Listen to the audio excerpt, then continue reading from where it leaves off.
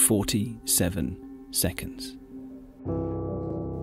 In 47 seconds, your heart beats around 56 times. 200 babies are born all over the world. A snail can travel about a metre. And Usain Bolt can travel 500.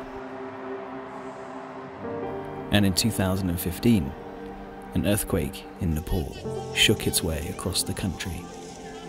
It killed 9,000 people. It injured 22,000 people. And displaced almost 3.5 million. In 47 seconds. In the time it's taken to watch this film so far, entire villages were wiped off the map. Generations of families were killed, and millions of livelihoods were destroyed. On that day, April the 25th, 2015, at 11:56 a.m, I too was caught up in that disaster. I was at 6,000 metres on Mount Everest, making a film as part of a fundraiser for Community Action Nepal, a charity founded by the revered mountaineer Doug Scott. Doug was a member of the first British team to successfully summit Everest back in 1975. There was I, on the same mountain 40 years later, hoping merely to successfully escape alive. Fast forward 3 years and I'm back out in Nepal, this time with Doug Scott himself and the rest of the Community Action Nepal team. His charity helps some of the poorest people in the world, those living in the high Himalaya in Nepal. As part of a hugely collaborative effort, it helps local villagers to build and develop their own healthcare, education and community projects in a way that is not only environmentally sustainable, but economically sustainable in a way that empowers the locals to live healthier and happier lives without having to permanently rely on foreign aid.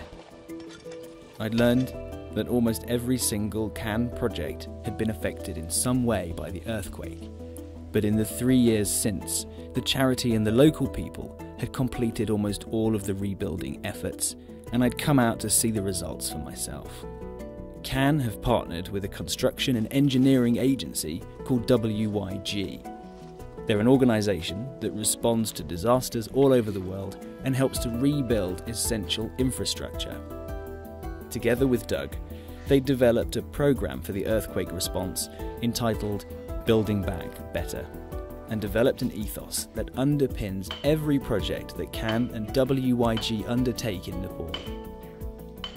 CAN as a charity has a very strong ethos about supporting locals, but only where help is requested and needed. And we were very keen in reconstruction that this ethos should be reflected.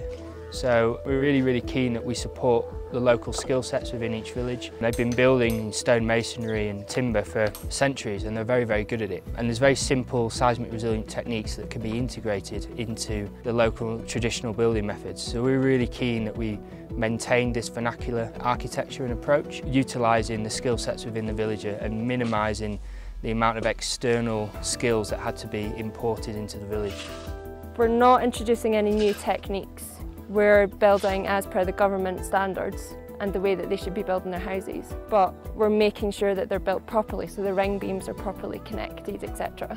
We lead by example in CAN, so we've taken the government plans and we've trained up our own engineers and overseers to work with the locals to make sure that they can understand and translate what's on a drawing and put it into a physical building.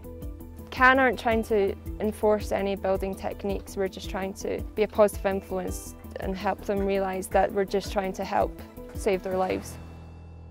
Together with Glyn and Cara, we travelled to every major rebuilding site to check the progress.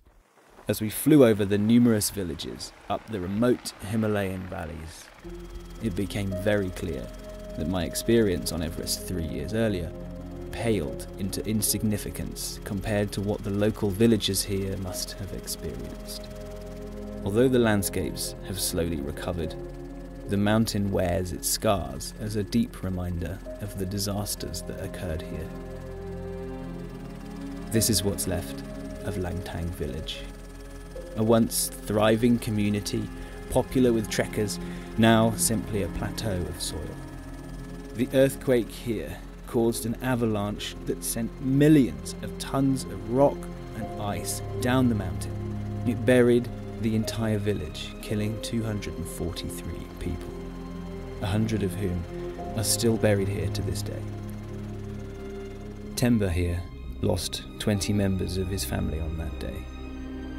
For him, and millions of others, the last 3 years have not simply been about rebuilding the bricks and mortar, but about rebuilding their entire lives. Further up the valley, in Kianjin, the earthquake destroyed homes and temples, forcing many elderly people to live in caves or temporary shelters through the freezing Himalayan winter. But 3 years on, Can have completed the construction of a community building and some permanent housing for the elderly.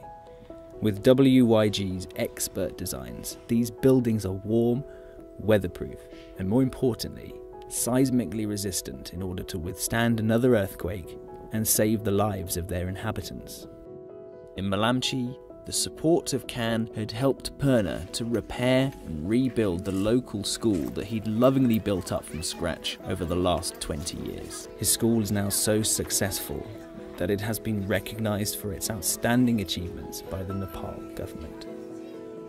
Here in Malamchi Gaon, there were 130 houses, totally collapsed, totally gone. No one house survived. I found one people died inside the home and one died inside the forest jungle. Everybody were crying, shouting. After disasters, Can involve direct to rescue first and then providing the relief. It is a big support. Without Can, it was not possible. This credit goes to the community Action Nepal and dog is cut. Can's projects line the valleys in these hugely inaccessible regions of the Himalayas. Accessing these villages can take up to 3 weeks on foot.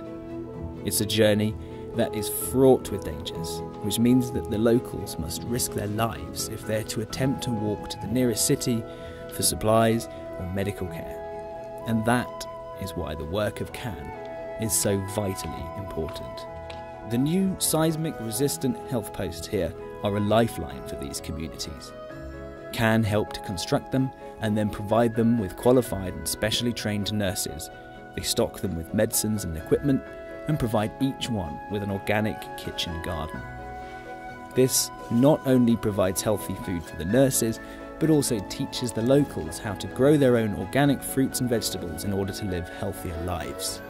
Prevention, as they say, is always better than the cure. And the schools, like the one in Malamchi, are built to the exacting standards of WYG's engineers and architects. They're staffed by trained teachers and supplied with books and equipment to give every local child the chance of an education. Without these schools, these local children would have had to either leave home to find schooling or walk many miles in treacherous conditions every day. In many cases, these schools provide overnight accommodation in safe and warm dormitories, and the children are given healthy food to make sure they're feeding their tummies as well as feeding their minds. Although all of these schools are outstanding, the most remarkable school, however, is Barabisi, the school for the deaf. Barabisi is a boarding school created specifically for the education of the deaf and hearing impaired. The teachers are specially trained, and the children given an opportunity to learn that would otherwise be completely impossible. Since the rebuild, the school is now better than ever. The children have returned, and the earthquake is becoming a distant memory. As well as extraordinary young people, this school also boasts something quite remarkable in its garden. A mushroom farm has been set up that is now so successful it not only provides them with enough food to eat, but also with enough to sell at the local market and provide them with an income. WYG and Can's system for helping to develop these communities is so successful because they've put sustainability and collaboration at the forefront of their approach. They use locally available resources, which not only reduces the requirement for transporting the materials over a long distance, but also means that the resources are always available to the locals in order to repair or rebuild in the future. The charity relies on the locals to volunteer their time to help construct the buildings too. This way of working ensures that the locals are equipped with everything they need in order to build seismic-resistant buildings which may one day save their lives. But it also gives them the ability to take control of their own future by reducing donor dependency. And the impact of these projects goes way beyond just the bricks and mortar. Improving the health of the villagers through the education from the nurses can prevent the need for expensive healthcare and trips to the city for treatment. An educated young person not only gives them a chance of finding employment or a place at university, it empowers them to become more confident and capable members of their society. And it allows them to understand the complexities of this country's notoriously unstable political environment, so that they may one day vote for their own future. The work of CAN in these regions has created an environment where people can flourish. In the harshest of conditions, they're given the opportunity to grow. They're able to welcome in modernity whilst honouring and respecting their cultures, traditions, history, and their uniqueness. I'd arrived here expecting to find a region recovering from devastation, but instead, I found a country with an unbreakable spirit and a tenacity to survive against all odds. The people here, along with CAN and its team of volunteers and supporters, have shown just how much can be achieved with so little. But there's still a long way to go. So now it's your turn to change a life in 47 seconds. That's all it takes now to visit CAN's website and offer your support. Donate, volunteer, or organise an event. But whatever you decide, you'll be helping to change the lives of some of the poorest and most unique communities in the world. Be a part of their story. Support CAN today.